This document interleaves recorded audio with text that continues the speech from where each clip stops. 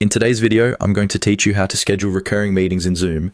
If you regularly meet with the same people, setting up a recurring meeting can save you time and keep your schedule organized.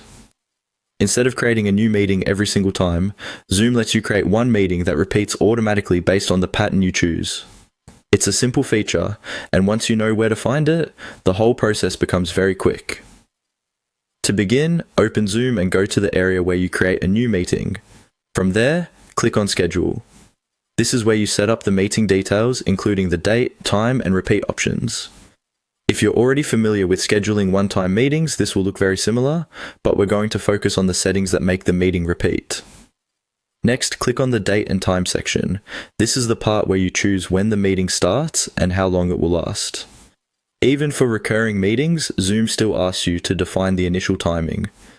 This helps establish the first occurrence and gives Zoom a reference point for the repeating schedule.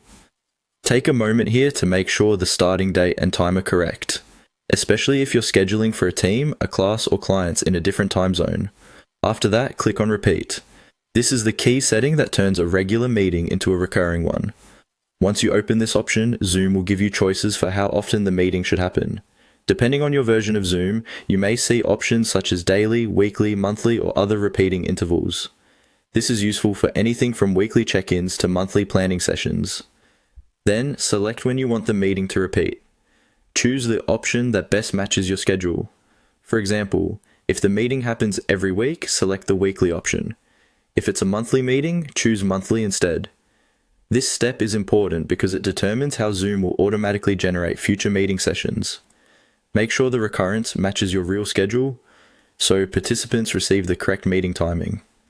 Once that's done, review the rest of the meeting details before saving.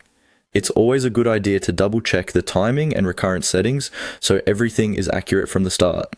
And that's it. You've now set up a recurring meeting in Zoom, making it much easier to manage repeated events without starting from scratch each time.